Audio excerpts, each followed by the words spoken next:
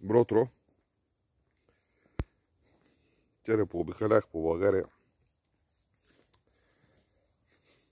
Хубаво впечатление ми прави хората как се справят. Те като могат да се справят. Хубави бази са направили.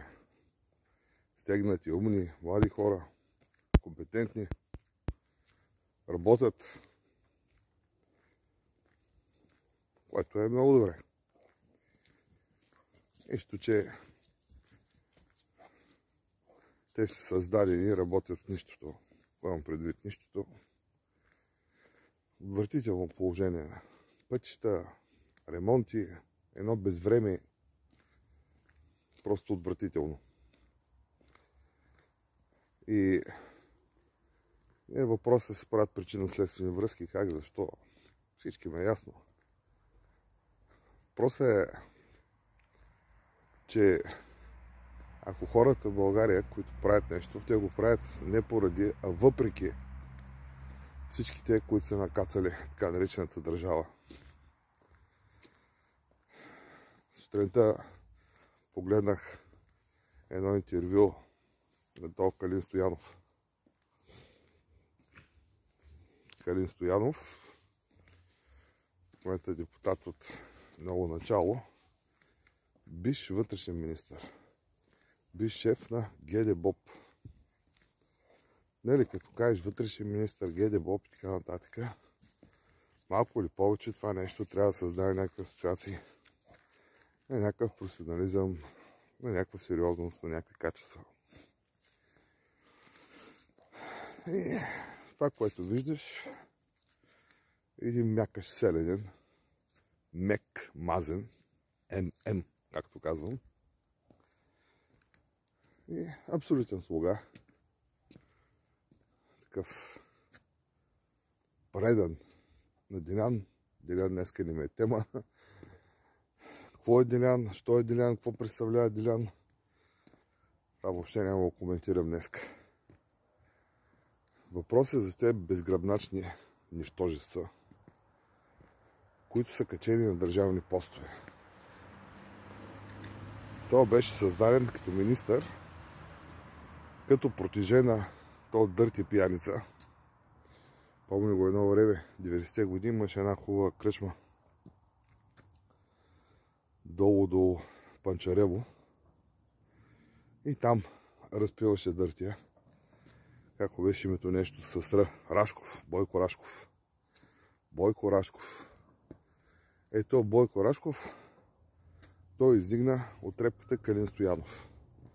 Бойко Рашков беше министър на Кирил Петков от дулото Кирчо и Кокорчо.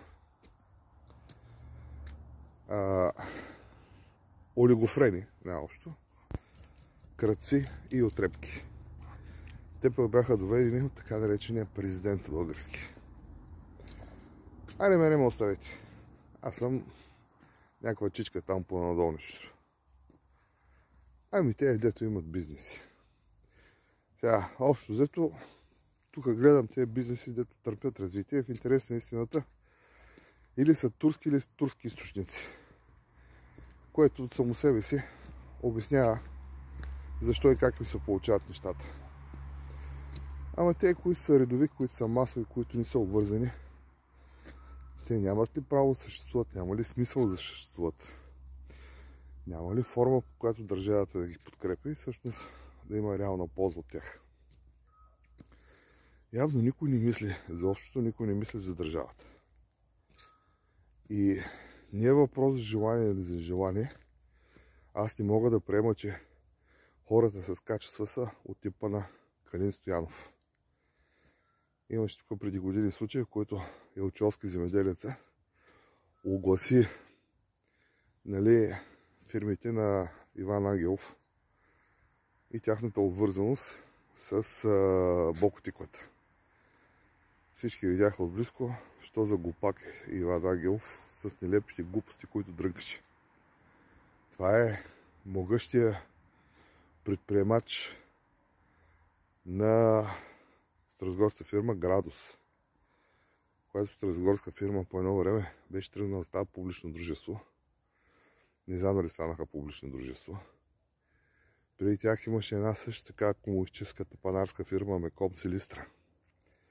Значи там имаше една кака, дето беше някаква на Романо Проди. Романо Проди тогава беше шеф на Европейската комисия. Те бяха първите, които стръгнаха и станаха публично дружество. Продаваха акции, облигации и мисля, само облигации, облигационен заем продадоха. Не знам кой им беше основният кредитор. Накрая малко изгоря комбината. После изгоря и Унитем по едно време. Там не знам коя е играта. Едно дребно човече е собственика. Голям хитрец. Бай Петко. Ама не говорим за местни преработки. Бай Петко не го виждам нещо да се прави на ръководител. И така. Значи, за някой ръководител то трябва да е подготвен, трябва да е отгледан като такъв, трябва да има характер на ръководител, качества на лидер. Аз не виждам тук някои с лидерски качества. Някакви топани, някакви дебелации. То също е страшно противен на Мето Иленски шофьора.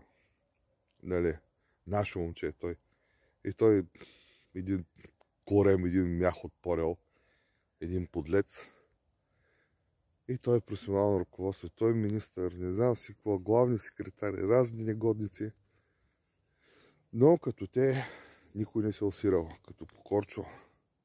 Нали? Аз не мога да разбера какво се дърпат, за какво става дума. Там имат шефка на митницата в затвора, пуснаха ли, не пуснаха един куп кръци. Тук всичко в България, кражбата, държавната позиция, в която крадеш, това е да речем символ на успеха. Да те направят митничар, да те направят данъчен, да те направят контролен орган. Ти си построил комунизма. И с тази гнусотия никой не може да се пробори. И затова всички са ми виновни. Нали? Пеевски държал на думата. Той се грижил на хората. Какъв елементарник. Все едно, че някой третокласник говори тези неща. И това ми е министър. Това ли видяхте предимствата на Пеевски, че се държал на думата и се грижил за хората? Как се държи на думата? Кой се държи на думата?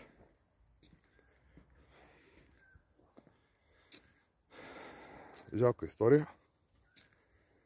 Това са поредните констатации и така нататък. На някой ще му харесат, на друг няма му харесат. Трети тайно ще извъртя очи и под формата на анонимност ще направи коментар с мнение. Това е положението. Те, които приемат това за даденост, което приемат тези хора, които ги потупват, които им се радват, които се оттъркват, и са по-различни от тях. Същия размер от репки. А това да не някой ще изкаже мнение по отношение на мене, е точно присъдна работа. Ще ми се да видя някой храбрец. Включая всички те, които ги изброих. Как ще дойдеш да ми правиш наклон? От трепки с оттрепки. А такъв е живота. Малумието до това води. Ай като някаква пандемия от простотия. Все по-разширяващи се, все по-зловредна и неизтребима. Наистина няма какво да оправи. Това, което се е случило. Поколенията от хора доносници. Значи той седи там, гледа за класовия враг, пише донос, оперативно интересно лице, отчита се в явочна такава квартира на водещ офицер. И това е човек, който работи за България. Всеки втори е такъв. Какви да са те след него? Същите бокуци. Това не е първо причина.